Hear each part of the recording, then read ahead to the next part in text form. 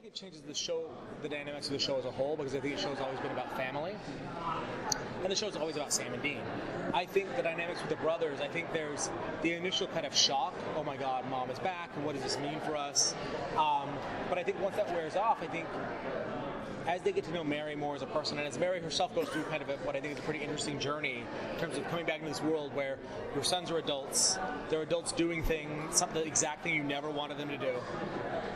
And by the way, it's been 30 years. And by the way, the man you loved has passed away, and it changed a lot. You know, the John she knew was a very quiet, unassuming, great guy, loving father. That's not necessarily the John that ended up, raising Sam and Dean. He was this very driven, very focused guy, and I think she feels a real high level of guilt about that. Because if she hadn't made a mistake, if she hadn't died, none of this would have happened.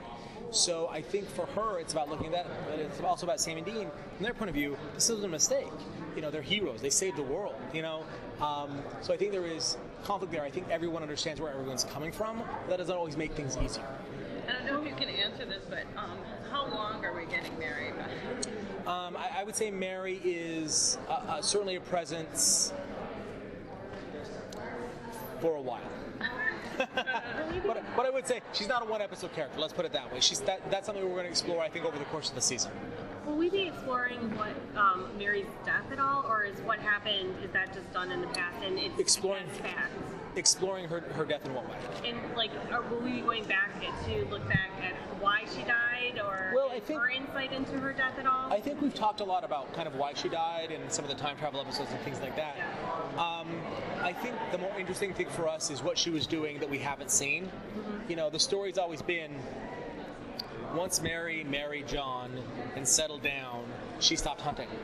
But we're going to find out maybe that's not the whole story. There are going to be some pieces of her past, but that moment of death is kind of what she believes is, the thing that's haunting her, obviously, going forward. Like, not only because of what happened to her in that moment and burning on a ceiling, but because of the aftermath and the ripple effects of that. Flashback? Yes. I'm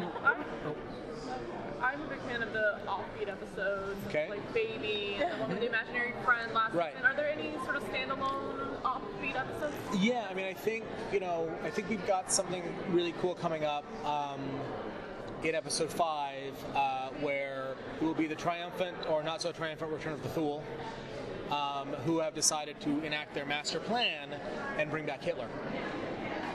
And the way we describe our Hitler is as a psychotic Richard Simmons, so a little different than the standard portrayal, and I think Sam and Dean are going to fight Hitler. And I think that's opening up some interesting doors for us in terms of just doing some more crazy stuff.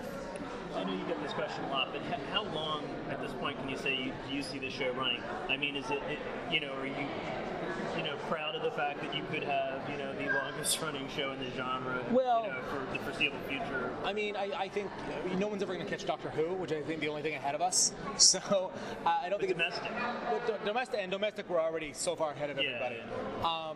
I think for us it's less about the numbers and it's more about is it still interesting? And I think the nice thing about Supernatural, which you mentioned, is it can go crazy, it can go serious, it can go emotional. You can tell a lot of different stories. As long as we keep challenging ourselves as writers and producers, and we keep challenging the actors to do new things or get to greater depths, and our production crew is awesome to do new interesting things, which we're doing all the time. I don't see an end in sight in terms of for that reason. There may be it may come a time where there's a very organic end to the season and to this kind of very epic Tolstoy-like novel we've been telling over the course of many years. But I don't think necessarily.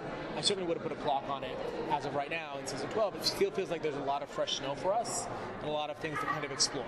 And you still plan one season at a time, right? You're not looking at next season options that could occur when you're developing this season? No, I think you're kind of looking in terms of,